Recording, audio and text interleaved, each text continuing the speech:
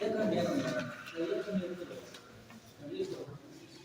Pero no tienen que acostumbrarse a la ley, ¿no? Si ustedes desde allá, va a llegar un momento en que todo se colapse.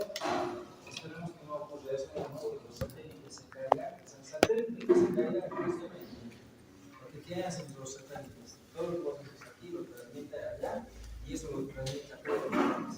Si no hay satélites, no hay nada. Nuevamente podemos hablar. Parte monopolista. Todo es monopolista. ¿Ya? Dice así, regulación renal del potasio, calcio, fósforo y magnesio. Solamente mañana lo tengo que decir para que no haya problemas en el doctor. Ah, no, sí, entonces, por ejemplo, esto lo tenía que ir de las anteriores. Nunca les hablan del calcio, del fosfato y del magnesio. Calcio y magnesio siempre están relacionados. Potasio es un elemento sumamente elemental que se va a regular, ¿no? Se secreta y se absorbe. ¿No? Entonces, con el potasio, si lo han visto, dice que generalmente se encuentra más en el líquido intracelular que en el líquido extracelular. Cuando está en el líquido extracelular, puede llegar a producir distintos tipos de alteraciones. ¿Ya? Ok, entonces vamos a ir avanzando. Hacemos regulaciones, esto es lo que tenemos que hacer básicamente. Dice que el 98% del potasio se encuentra dentro de las células y solo el 2% se encuentra fuera. Intracelular se pasa el potasio. Extracelular son el 2%, ¿no? La concentración de potasio en el líquido extracelular está asegurada entre 4.2 milímetros, 4.2 a 4.5 gramos. Depende de la cantidad.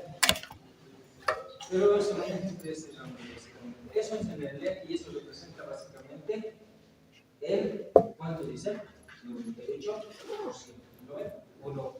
¿Estamos de acuerdo o no? 4,2% corresponde a la parte interna. O sea, miren esta parte aquí. 98% de potasio total corporal está dentro de las células. O sea, más potasio tiene que haber en las células. Estamos hablando por. Si es 4, entonces debe ser 104, ¿no? En el líquido intracelular. 104 mil equivalentes por litro de potasio abierto. Por encima de 100 básicamente.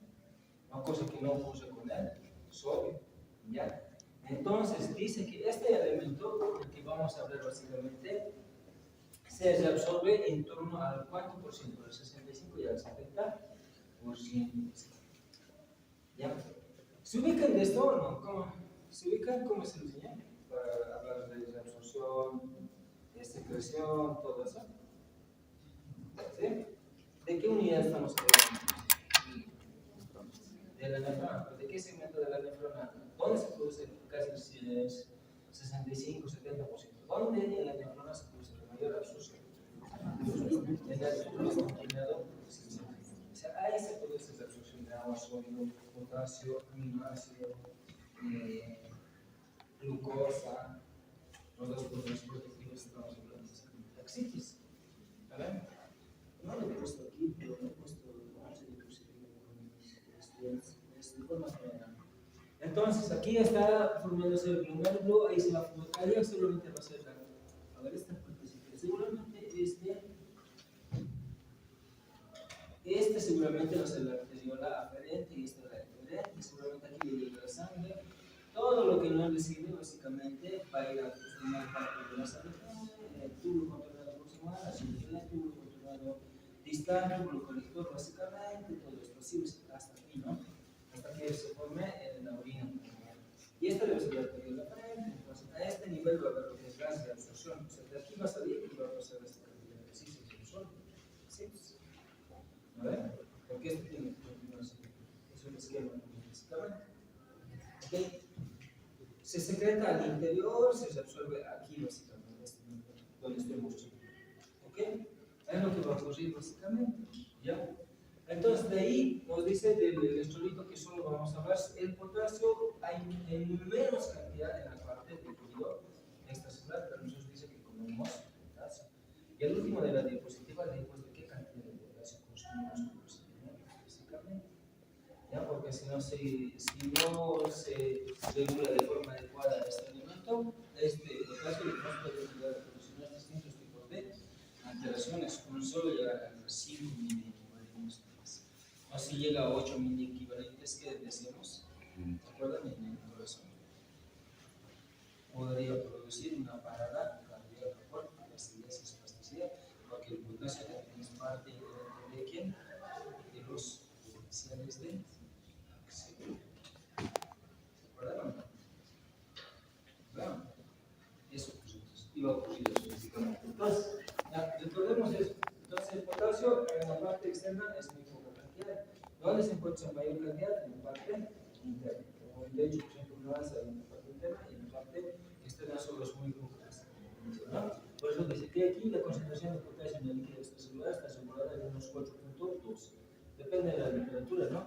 Y raramente aumenta o disminuye entre más o menos 0.3 mil equivalentes. Porque ese tipo de alteraciones puede ser, digamos, que se ¿ya? Ok, un aumento, dice, de la concentración de potasio de solo de 3 a 4 miliequivalentes por litro puede provocar arritmias cardíacas. Es un indicado. Pero ¿dónde no tiene que aumentar?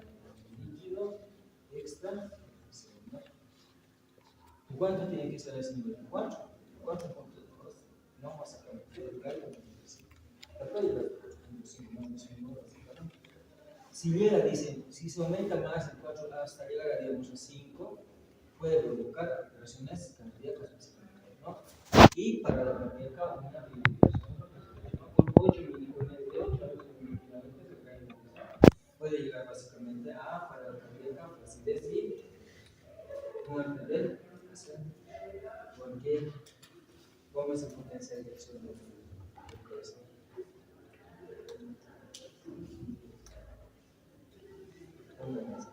Una subida, meseta, que sodio, cloro, calcio, potasio. Hay que recordar eso. Eso es básicamente así. Entonces, ¿no? Miren, el potasio que puede contener en una comida, pero ¿cuándo va a haber potasio? Porque consumimos mayor cantidad de verduras, no consumimos verduras, no hay potasio. Potasio que contiene en una sola comida puede llegar a ser, dice, 50 mil equivalentes. 50 mil equivalentes es elevado, porque en el líquido extracelular tiene que ser básicamente 4.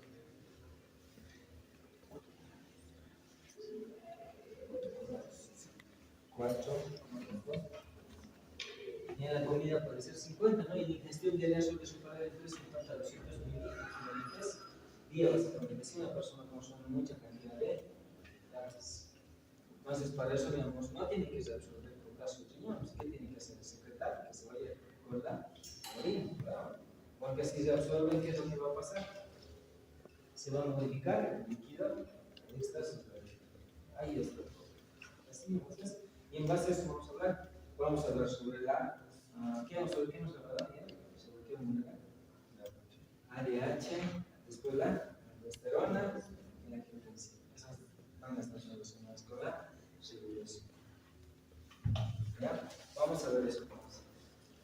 Entonces, miren, ahí dice la ingesta, ¿no? Aquí incrementa ya dice 50, dice 100 miligramos, ¿no?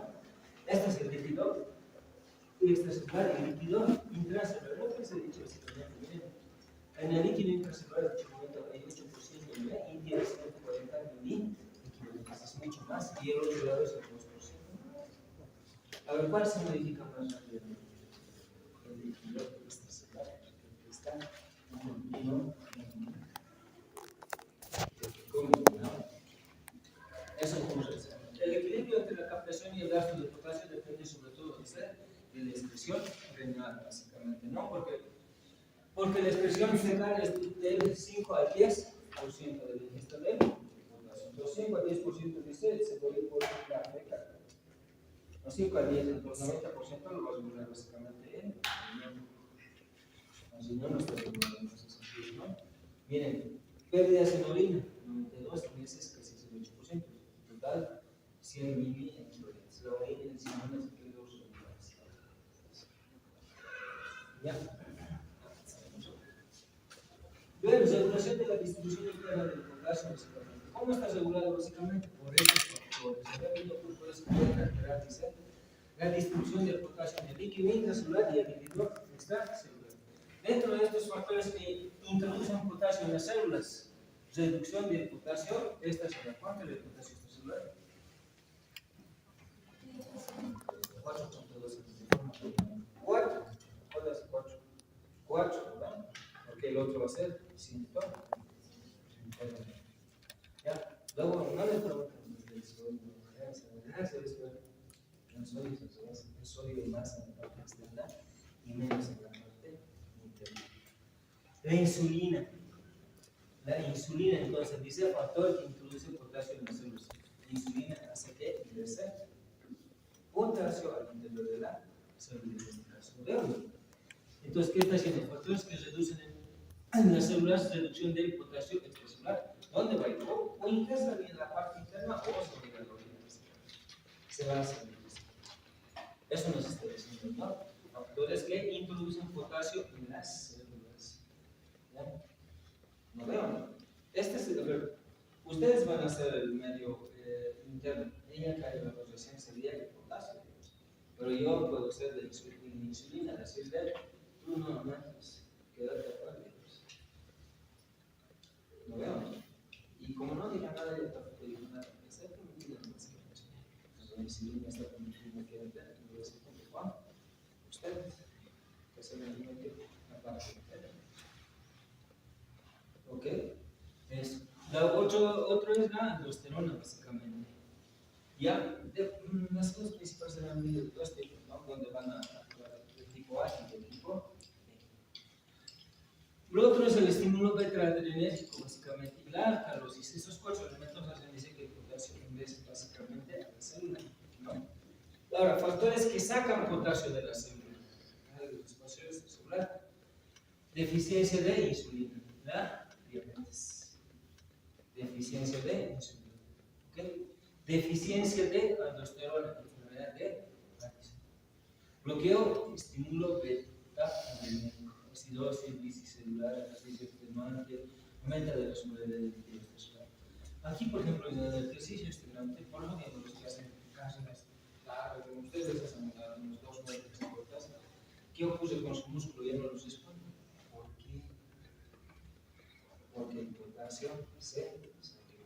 Entonces, por eso esas personas vamos que se deshidratan, no solo se repone líquido, sino se repone electrolito. Por eso los deportistas no toman solo agua, toman qué elementos han creado el Gatorade, el Powerade, no sé, otros que no me acuerdo, son los más conocidos. Dentro del Gatorade y el Powerade, para mí el Powerade tiene vitaminas del complejo B, creo que puedes aprovechar eso. El Gatorade lo tiene. ¿Se puede ver a los niños que están teniendo el mismo tipo de dieta? Yo creo que se puede dar, ¿no? Pero no tiene básicamente lo que es el potasio. Por otros elementos, ¿no? Que se reponen, ¿no? Para que no pierda básicamente. Porque si le das una cola, lo que hace la cola es que se le da la. En cambio, esto es mejor dar un suero de alimentación oral. Tomarás un suero de alimentación oral. Su te va a decir sí, pero en realidad no. Porque tiene seguro de ser acá. No es muy para acá, es muy consumible. No olviden esta parte, ya puedo preguntar. Eso es para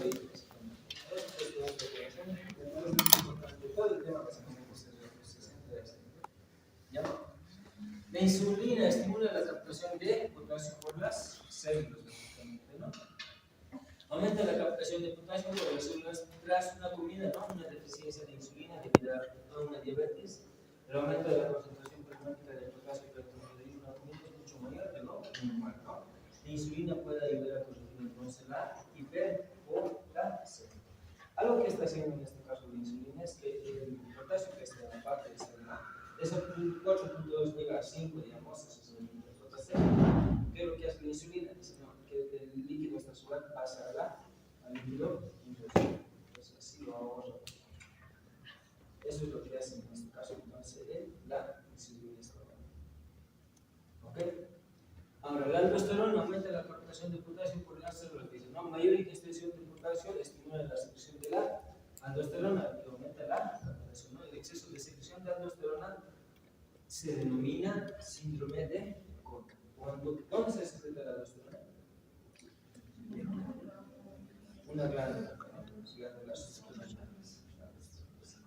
Si secreta mucha cantidad de aldosterona, nosotros lo vamos a conocer como el síndrome de Cone, ¿no? Y eso se asocia básicamente a hipopotasemia. ¿Qué significa hipopotasemia? Que seguramente está disminuido por debajo del 4 del potasio. ¿Ya? Una producción deficiente de aldosterona, enfermedad de. Si hay menos cantidad de aldosterona, se llama enfermedad de Addison. Si hay más, se denomina COS, ¿no?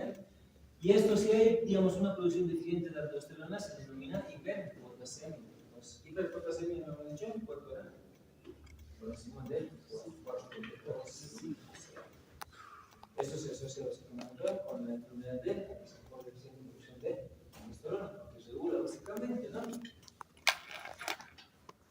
Y si es que lo estás regulando, lo están reteniendo, se produce esa tensión renal de potasio. ¿Saben qué es el porque ¿qué no pasa si se potasio? El corazón va.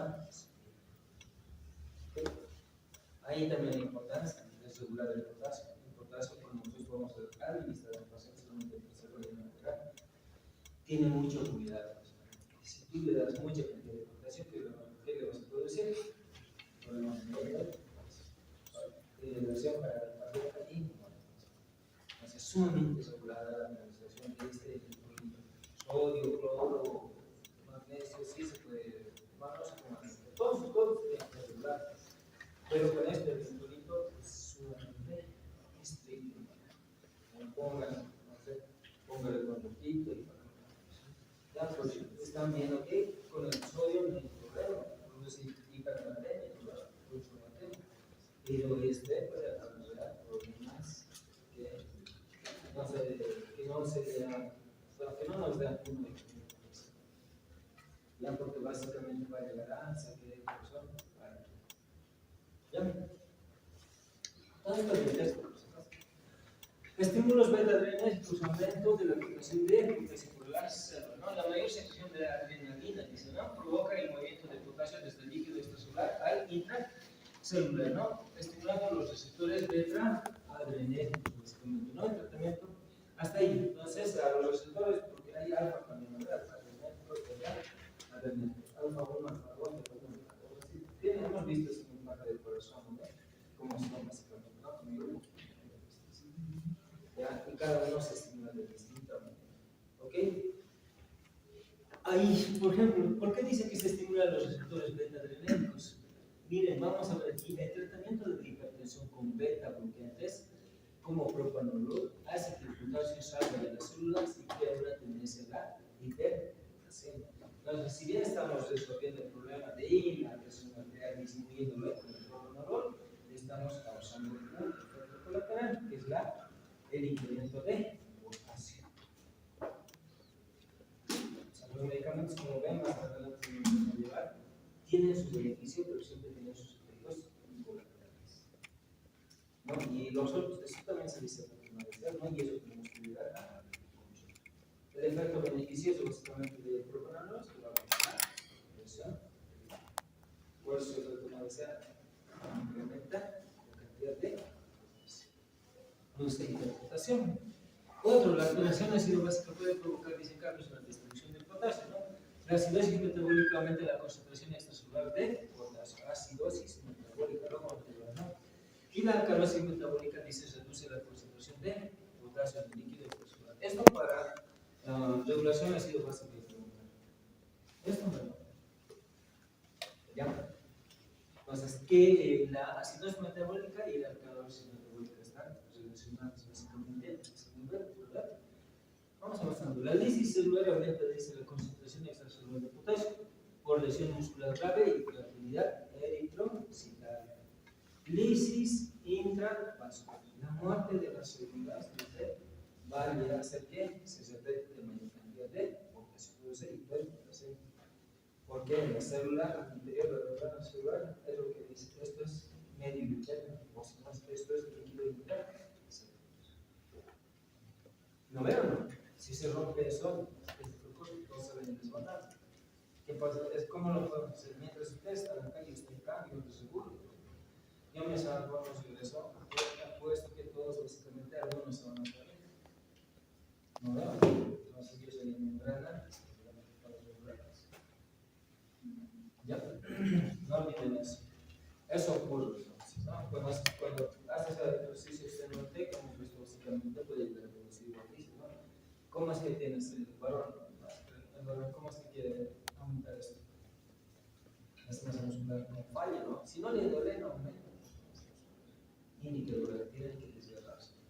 Entonces, en función de ese nivel, se está aumentando el brazo. ¿No veo? Esta es una diferencia de hipertrofia y demás. ¿No veo? ¿Quién es el músico? Él debe ser. Si hay fallo, si no hay fallo,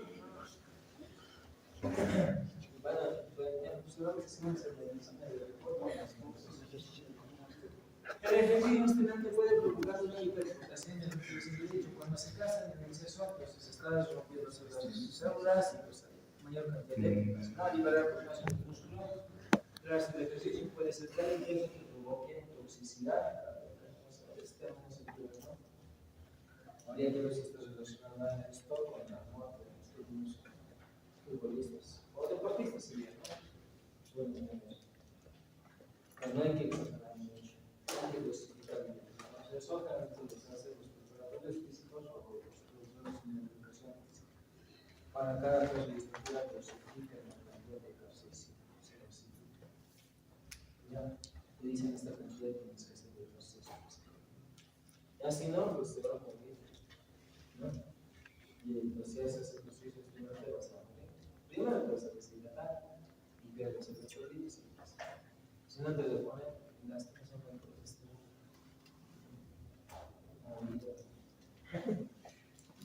el aumento de la osmolaridad del líquido extracelular provoca, dice, una redistribución de potasio entre las células del líquido. La osmolaridad hemos dicho que está en relación de 280 hasta 280. Por debajo de eso o por encima de los 300 vamos a modificar básicamente la distribución del potasio. ¿Lo ven? Eso ocurre. Vamos, visión general de la expresión general del potasio. ¿Cómo se produce? Yo lo resumí de esta manera, básicamente, ¿no? Expresión general de potasio. La filtración de potasio multiplicado por la concentración plasmática de potasio. Nos indica eso, ¿no? 1, 2, la reabsorción tubular de potasio. Primero lo filtra y después dice, no, pues no te escapes, te voy a volver a meter. Esa es expresión con la reabsorción. Luego, la secreción tubular del potasio, la filtración normal del potasio por los capilares glomerulares, dice de 756 mili equivalentes día, multiplicado por la concentración de potasio plasmático, que en este caso es 4.2 mili equivalentes. Esto va a ser la secreción tubular del potasio, que podemos llegar a calcular, teniendo en cuenta una filtración glomerular de 180 litros diarios.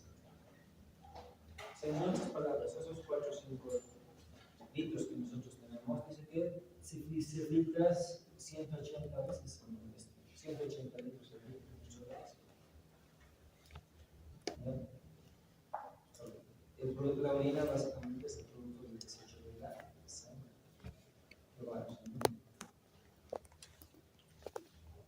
¿Ok? ¿Lo veo? Las variaciones diarias en la expresión de potasio se deben principalmente a cambios en la secreción de potasio en el túbulo distal del túbulo. ¿Dónde se regula básicamente entonces? Túbulo distal, túbulo distal, ¿ya? A ese nivel básicamente es donde se va a regular. ¿Ya? Aquí no dice básicamente los células. Más adelante se lo voy a decir. Secreción de potasio en las células principales, aquí está. Secreción de potasio en las células principales de la porción final del túbulo distal y el túbulo colector. No olviden. Porción final del túbulo distal, la que sigue ese túbulo. Porción final, ese es el método que dice. Las células que secretan potasio se llaman células principales. ¿Ya? ¿Quiénes secretan el potasio? Las células principales. ¿De dónde? Del túbulo colector. Porción final. ¿Ya? Y la las células colectoras, las células del tejido conector, ¿no? Dice captación desde el interior. Este es como básicamente, y ella estaba inmiscuido, dice básicamente la bomba de sodio potasio, ¿ya? La bomba de sodio potasio. Y a este nivel dice había habido dos canales, vamos a ver aquí cómo estamos viendo básicamente. Miren, dice captación del intersticio de la célula por la bomba antepasa de sodio potasio. Intersticio renal, este es el, ¿no? Entonces, dice que la bomba de ATP asa sodio potasio presente en la membrana vasolateral mueve el sodio desde la célula al intersticio y al mismo tiempo introduce potasio en el interior de la célula. Eso está entendiendo, no quiero que esté seguro. Básicamente de aquí está sacando sodio a este nivel, al intersticio renal, y que está metiendo potasio en la parte interna, básicamente, ¿no? Entonces dice, al mismo tiempo introduce el potasio al interior de la célula, ¿no? Segundo, esa es la primera. Segundo, la difusión pasiva del potasio desde el interior, dice, de la célula hasta el líquido tubular. Allá está la luz tubular. Esta es la luz tubular, luz tubular. Entonces, básicamente está pasando ahí, ¿no? Entonces, ¿cómo es que pasa básicamente por esa difusión pasiva? Acá tengo estos dos canales, miren, dos canales. La membrana luminal, dice básicamente, es muy permeable al potasio, ya que existen dos tipos de canales especiales que permiten que los iones de potasio se difundan rápidamente a través de la membrana. Los canales de potasio de la porción medular externa renal, RONC, ahí está ese RONC, R-O-N-K, y los canales de potasio grandes, BK, donde está ahí arriba, de conductancia. Entonces, ¿qué es lo que hace de esta célula principal? Esta es una célula principal. De esta célula principal sale sodio, ingresa potasio, gracias a la bomba de sodio, potasio. De esta misma célula va a pasar básicamente a la luz tubular, pero ¿qué es lo que sale? Solo potasio. A través de estos dos tipos de canales, RONC y BK. Ya eso también puedo hacer una pregunta. ¿Me entendieron? A ver, célula principal, intersticio renal, luz tubular. Así es. No es por hablar que está perdiendo dos potasios esta célula, es porque se está aquí. Y solo básicamente está aquí.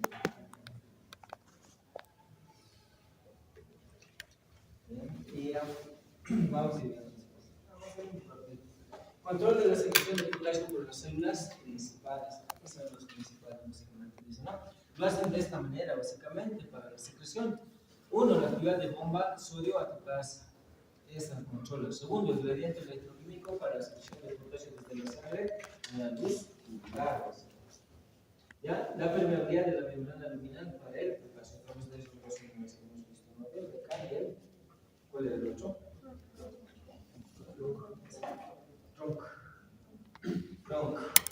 Ronca. Entonces, de esa manera se controla la secreción del ácido. ¿Ya? Vamos a ir ahí. Las células intercaladas pueden reabsorber o secretar potasio. Ahora ya no son las células principales, pueden ser las células intercaladas, básicamente, ¿no? Dice aquí, ante una pérdida acentuada de potasio, se detiene la secreción de potasio. Y hay una reabsorción neta de potasio en la parte distal del túbulo distal y en los túbulos colectores. Las células intercaladas aquí tienen su acción básicamente, si es que sale mucho potasio, que se llama para los potasios. A cambio de las células principales, no secretaban. Ellos dicen, no salga mucho.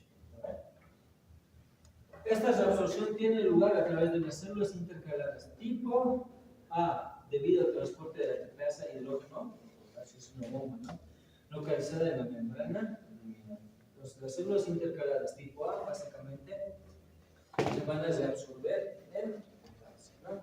Este transportador que se reabsorbe el potasio que se intercambia por los iones de hidrógeno que se secretan en la luz tubular y el potasio después a través de la membrana vasolateral de la célula hacia la sangre, básicamente. El tipo A está haciendo reabsorción, básicamente, ¿no? Y el intercambio por el hidrógeno. Cuando existe, dice, un exceso de potasio en los líquidos corporales, las células intercaladas tipo B, en la porción final de los túbulos distales y los túbulos colectores, secretan activamente a la luz tubular y tienen funciones que son opuestas a las células del tipo A. ¿Ok? Ok. Intercaladas tipo A, intercaladas tipo B.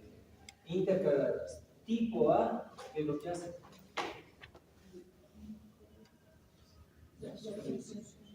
Reabsorción. Intercaladas tipo B.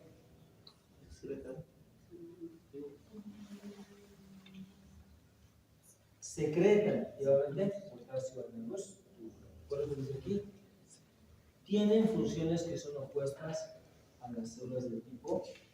Secretan entonces las del tipo B y las del tipo A van a absorber. ¿Qué cosa? Potasio. ¿En dónde? Porción final del túbulo distal y túbulo opuesto. ¿Ok? El aumento de la concentración de potasio en el líquido extracelular estimula la secreción de potasio. Eso es bien importante, ¿no? Un aumento en la concentración de potasio en el líquido extracelular dice estimula la secreción de potasio. Hace que se puede decir que no va a quedar otra, porque hay mucha más cantidad de potasio. Pues tiene que secretar. ¿Qué es secretar? Absorber es ¿ok? Eso es lo que ocurre básicamente. ¿Cuándo ocurre eso? Dice cuando aumenta por encima de 4.1 mil equivalentes, ¿no? Si ocurre más de 4.2 o 4.3, va a ocurrir eso. Esto más o menos. La aldosterona. ¿Qué hace la aldosterona? Estimula la secreción de la aldosterona dice que va a estimular la secreción de potasio. La aldosterona estimula la reabsorción activa de los iones de sodio en las células principales de la porción final de los túbulos distales y en los túbulos colectores mediados por la forma de sodio-potasio, que transporte el sodio fuera de la célula a través de la membrana vasculateral y hacia el líquido intersticial renal al mismo tiempo que bombea potasio al interior de la célula. Dice manera básicamente va a actuar la aldosterona. Ya no tiene esta partecita, lo que sí tiene que saber es esta parte básicamente cómo está interactuando con la bomba de sodio. ¿Ok? De esta manera básicamente actúa en qué parte? Porción final del túbulo distal y túbulo colector. Ya ese mismo. Ese es un efecto, ¿no? El segundo efecto dice de la aldosterona es aumentar el número de canales de potasio en la membrana luminar. ¿Cuántos canales tenemos en la membrana luminar? De K y aroma, básicamente, ¿no? El número de canales de potasio en la membrana luminar y permeabilidad por el potasio. Lo que aumenta la eficacia de la aldosterona en la estimulación de la secreción de potasio. ¿Ya? ¿Cuál era la membrana luminar? ¿Se acuerdan? Porque a este nivel estaba la membrana vasculateral y la membrana. ¿Y dónde estaban esos dos esos dos canalitos? Entonces, ¿qué es lo que está diciendo aquí? La aldosterona aumenta para la secreción. ¿Qué secreción? Sacar potasio de la célula. ¿Y de dónde hemos visto que se acaba la célula? No se acaba por la parte vasculateral, ¿no? Por la parte vasculateral, como te decía, básicamente, ¿no? Por este lado, por donde se debe secretar.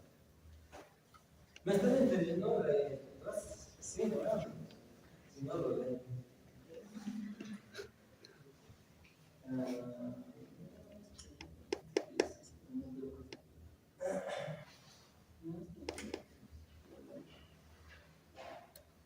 Esto es algo bien interesante respecto a la aldosterona.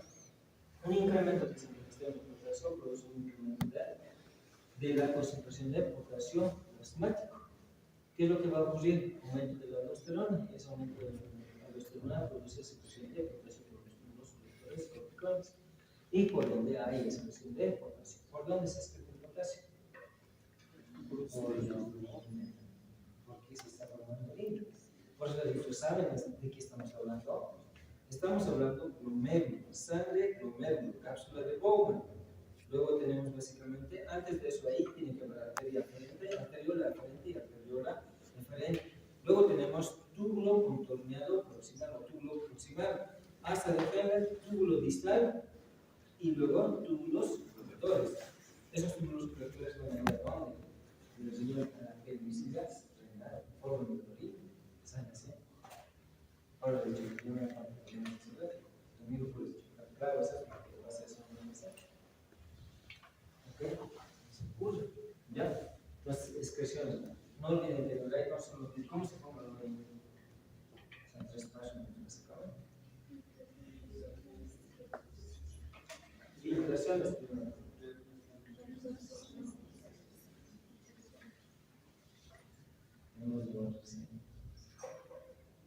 Ya, bueno, vamos a ver eso. Eso no nos toca mucho. Dicen también que puede haber el bloqueo del sistema de retroalimentación de la aldosterona. Me gusta mucho porque va a alterar la concentración de potasio. Porque hemos visto que la aldosterona ayuda básicamente en la secreción de potasio. ¿Vale? ¿Qué enfermedad producía un aumento de la producción de la aldosterona? Por parte de las cosas. Dos síntomas hay.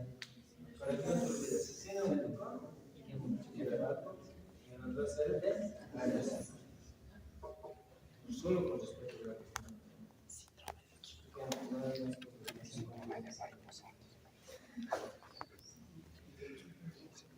eso nos vamos a preguntar. Si alguna vez, si ustedes creen que estamos entendiendo lo mismo, y estamos, porque tenemos que estudiar esto, porque el cuerpo humano está funcionando de esa manera. El aumento del flujo tubular distal estimula la secreción de potasio. ¿Qué implica el aumento del flujo tubular? Un aumento del flujo tubular distal, como ocurre con la expansión de volumen, o sea, estás poniendo básicamente líquido, digamos, aquí. Una ingestión elevada de sodio o tratamiento con algunos diuréticos estimula la secreción de potasio. Por el contrario, si una reducción del flujo distal ocurre con en la pérdida de sodio, reduce la secreción de potasio. Si aumenta el flujo, aumenta la secreción de potasio. Si disminuye el flujo, disminuye la secreción de potasio. ¿Cómo podemos aumentar el flujo sanguíneo? Consumiendo agua. Ahora no podemos consumir agua más de lo que tenemos que comer, porque básicamente es lo que tenemos que comer. Agua, cantidad de agua que ingresa en nuestro cuerpo, cantidad de agua y de sangre. No puede comer, porque si no se va a encharcar y va a producir problemas de, va a pasar el espacio.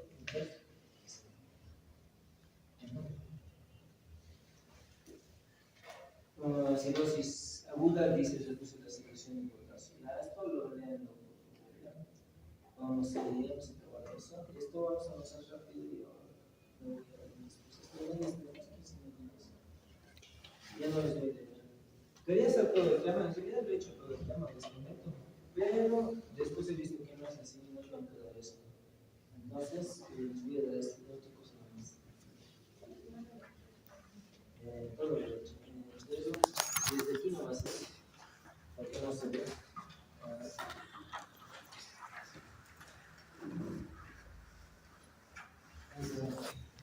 Muy bien, muchachos. La gasometría arterial. Esto es regulación no sido básica. Tenemos que saber las 4 tipos de alteraciones. Ya lo que acabo de ir a la información, voy a poner porque antes corresponde a que sepa. Gasometría arterial. ¿De qué tenemos que hablar? pH. Porque pH es potencial de hidrogeniones. Presión parcial de dióxido de carbono. Bicarbonato, básicamente. ¿Y qué es el B y qué es CO2?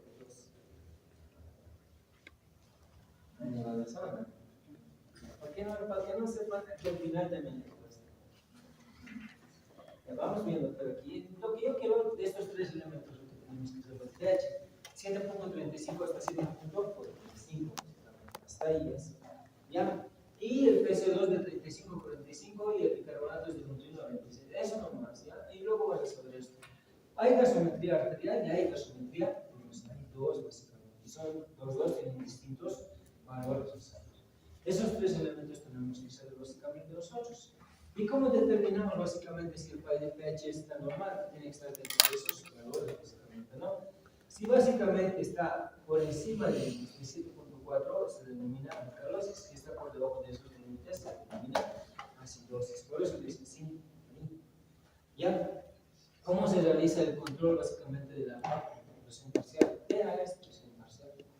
No, ¿cuánto se desvía de 40 milímetros de mercurio, el pH y la PaCO2 deben moverse en direcciones opuestas. Valores límites básicamente deben ser entre 35 y 45. Hay que controlar determinación del bicarbonato en este caso, ¿no? Lo vamos a revisar esto es un pequeño cuadrito con el impuesto que igual te indica básicamente para que entiendas mucho mejor el tipo de patología que va a tener la persona. ¿Ya? Pero estos valores que van a aprenderse, estos, ¿ya? Y para los que no entienden, vamos a seguir colocando aquí, ¿no? Esos valores. ¿A qué denominamos buffer? Eso ya debe pasar. ¿Cómo los regula? El pulmón, básicamente, controla la concentración de dióxido de carbono. El riñón regula descartando o reteniendo acidosis y bases, básicamente. ¿No? Acidosis respiratoria, desde aquí en el tema que me corresponde. El otro de la introducción se supone que ya les va a dar, ¿no? Esos 4 minutos que nos estoy pasando. Hoy ya estoy inventando, estoy colocando. ¿Qué es la acidosis respiratoria? En realidad hay 4 patologías básicamente relacionadas a las alteraciones. Acidosis respiratoria, agravación metabólica, y vamos a ir viendo paso por paso.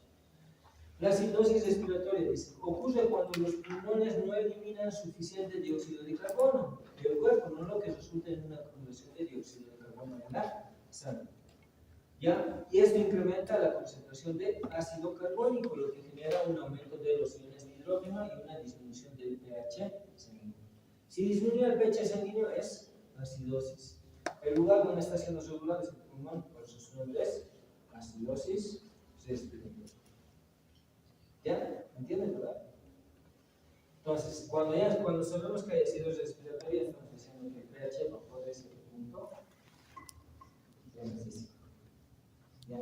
7.35. Si baja en este gráfico mismo, ¿cuánto te para la psicocidosis? Aquí está. Este no va a seguir, pues. Este de aquí. Aquí está. ¿Ven? Por debajo se elimina acidosis, por encima se dice microsis. Pero no se qué. Valores le vamos a poner ahora eso. La acidosis respiratoria aguda se define con un pH menor a 7.35, asociado a un valor de PCO2 mayor a 35 milímetros de mercurio. ¿Por qué dice que el pulmón no puede sacar esto? Entonces se está incrementando, por eso dice mayor a 35. No es lo que es el principio, ¿no? Entonces la acidosis, eso es una acidosis respiratoria normal, ¿no? Aguda. Ahora, también hay la acidosis respiratoria crónica, con un pH entre 7.35 y 7.39 y una PC2 mayor a 45 milímetros de mercurio. O sea, hay aguda y crónica. Entonces, ¿cuándo digo que acidosis respiratoria? Acidosis es cuando el pH baja. Y el órgano que lo está controlando es el pulmón, entonces se dice acidosis respiratoria. Causas, las causas de la acidosis: EPOC, neumonía, hipoventilación debido a sedantes, trauma torácico debido a muscular. Manifestaciones clínicas: hipercapnia, aumento de la CO2, somnolencia, confusión, desorientación. Al largo plazo puede producirse fatiga respiratoria. Ahora vamos a ir a lo que vendría a ser la acidosis metabólica. El otro es acidosis metabólica. Acidosis metabólica. Entonces, la acidosis metabólica resulta de un exceso de ácidos no volátiles o una pérdida de bicarbonato, lo que disminuye el pH sanguíneo. Entonces, acetol, que es acidosis, el pH también está bajo. ¿Ya? Y el bicarbonato es un amortiguador que neutraliza el exceso de hidrógenos. Donde hay hidrógenos, ¿cómo lo vemos en la parte ya con los valores? Reducción de la concentración plasmática de bicarbonato por debajo de 22 mili equivalentes, acompañado inicialmente por una reducción del pH. Debe haber una disminución de pH de 7.35. Entonces ahí decimos acidosis metabólica. Ya no decimos acidosis respiratoria, porque en el otro está el pulmón. Ahora básicamente está el bicarbonato. Y cuando se encuentra el bicarbonato disminuido, básicamente, como en este caso, por lo que 22 dice, el término es acidosis metabólica. ¿Ya? Para decir respiratoria tienes que ver la PCO2. para decir metabólica tiene que ser bicarbonato. Si está aumentado o por eso que se da los valores en inicio. Causas: insuficiencia renal, cetoacidosis diabética, acidosis láctica, diarrea. Manifestación clínica. En este tipo de patologías, con acidosis principalmente metabólica, es característico la respiración de Kussmaul. Ya también puedo poner eso. Letargo, confusión y casos graves como y shock. Hasta ahí las acidosis. Entonces, ahí es acidosis respiratoria. Valoramos en las dos acidosis valoramos pH. Está por debajo. En la respiratoria, la presión basal de dióxido de carbono y en la metabólica, la presión de carbono. ¿Ya? Así decimos. Cada año van a saber mejor, ¿no? Si no echen la culpa. Para hacer más. Pero los estoy probando a explicar. Alcalosis respiratoria. ¿Qué es una alcalosis? Pues se supone que la alcalosis es un pH de este, ¿no? La alcalosis respiratoria es el resultado de la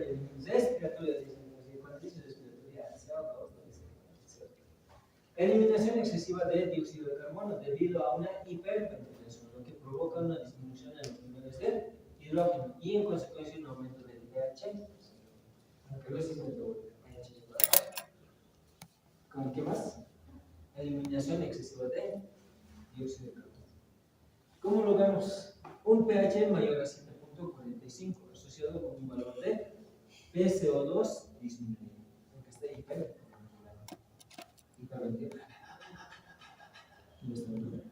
¿Cuánto es menor este PCO2? Menor a 5 minutos, ¿no? También hay aguda y crónica. En la alcalosis respiratoria crónica, un pH entre 7.41 a 7.45 y un valor de PCO2 menor a 35 minutos. Yo creo que esto da con que este sepan está bien, ¿no? Que comienzas a recordar para el examen. ¿No veo? Son sinceros. Y a la cuestión es que ustedes se cuenta, alcalosis, el pH es si es respiratoria, el PCO2 es un hiperventilación.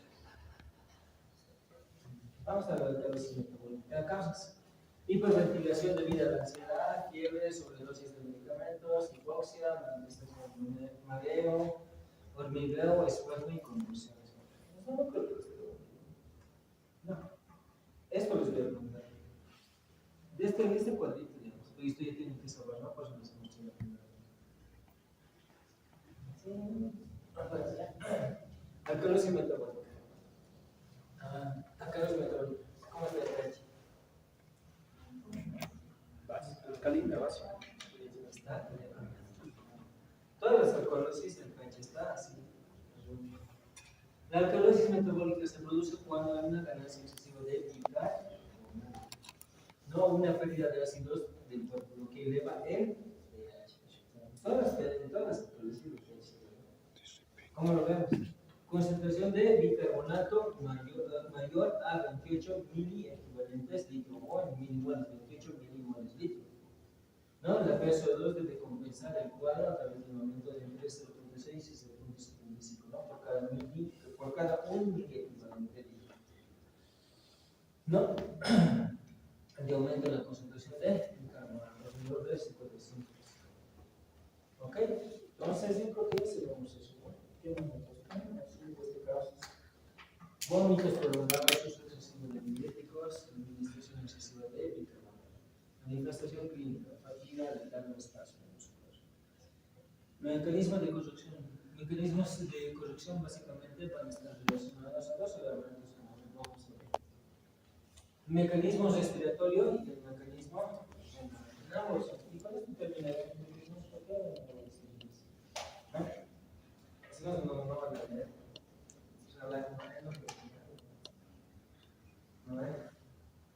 Ya, el mecanismo de compensación respiratoria, ¿cómo los compensa? Es decir, para la acidosis respiratoria y para la alcalosis respiratoria. No se compensa la metabólica, sino hasta la respiratoria. Entonces, el sistema respiratorio dice regula el pH o el potencial de hidrogenóneas a corto plazo mediante el control de la concentración de CO2 en la sangre. El aumento de la ventilación elimina CO2, lo que reduce la concentración de ácido carbónico y el pH. En contraste, la disminución de la ventilación aumenta la concentración de CO2, lo que incrementa la concentración de nitrógeno y disminuye el. En la acidosis respiratoria, como lo hace, en esta condición el cuerpo depende principalmente de los riñones para compensar, ya que los pulmones no pueden eliminar el CO2 de forma adecuada. En la acidosis respiratoria, si bien actúa el riñón, el pulmón, pero dice no actúa de forma adecuada. ¿Quién le va a ayudar básicamente? ¿Quién le ayuda al pulmón? Él. ¿Ya? Y compensa básicamente. En la alcalosis respiratoria, los riñones compensan, dice, a disminuir la reabsorción de bicarbonato y aumentar la excreción de hidrógeno. De esa manera, básicamente, como mecanismo respiratorio. Vamos a ir al mecanismo renal. ¿Qué es lo que ocurre en el mecanismo renal? El sistema renal dice regula el equilibrio ácido-base mediante la excreción y reabsorción de hidrógeno y bicarbonato. Este mecanismo actúa de manera más lenta que el sistema respiratorio, pero es más eficaz porque es a largo plazo. Igual en la persona arterial, ¿no? La persona de corto plazo, mediano plazo y largo plazo. El riñón siempre está implicado en el control a largo plazo. Y aquí, por ejemplo, lo está haciendo a largo plazo también. Igual, la acidosis metabólica y la alcalosis metabólica. Esto inherente a la parte de mucho manera que controla más el hidrógeno y el bicarbonato. Acidosis metabólica, los riñones se compensan aumentando la excreción de hidrógeno y la absorción bicarbonato, ¿no? Para elevar básicamente el pH. Además, hay un aumento en la producción de amonio, ¿no? Y permite una mayor eliminación de hidrógeno en la molécula. El amonio es importante, ¿no? Porque básicamente eliminamos eso porque nos llega a producir daño, pero hay otro elemento que llega a aprovecharse las bacterias. Se aprovechan y se multiplican gracias al amonio. Se llaman bacterias nitrogenadas que se encuentran entre los diésel. Alcalosis metabólica, los riñones compensan, dice, reduciendo la excreción de hidrógeno y disminuyendo la reabsorción de bicarbonato. Los objetivos para comenzar el potencial de hidrógeno. ¿No? Hasta que daremos, chicos, este sistema de baja no lo voy a hacer, pero alteraciones del equilibrio ácido-base, este registra un cuadrito, y pues todo lo que hemos dicho lo reduce a esto, pues lo pueden ver de esta manera. Es como resumen. Me había olvidado, ya aquí había sido el 8 que me sido. Esto es para decir ácido, esto es para decir neutro y para decir básico, básicamente. Y el neutro está entre 7. Entonces, si baja de 7 hasta 1 es ácido, y si llega a 1 es sumamente ácido. ¿Ya? Y neutro de 7 llega hasta 14 es básico. Bueno, van a ver eso. Y tengo que colocar esto porque tenemos que saber memorias de esta partecita. Porque si no sabemos sus valores, no vamos a poder decir la dosis, acidosis respiratoria, acidosis metabólica, acidosis respiratoria, acidosis metabólica. Y este es un pequeño resumen, ¿no? Que se extrae diagrama de Davenport, lastimosamente no me ha dado el tiempo. Al año les voy a explicar si seguimos. Y cada uno de esto, pero les voy a pasar. ¿Ya? Pero no voy a cometer a partir de hasta aquí. ¿Ya? Ya me gustó, gracias muchachos.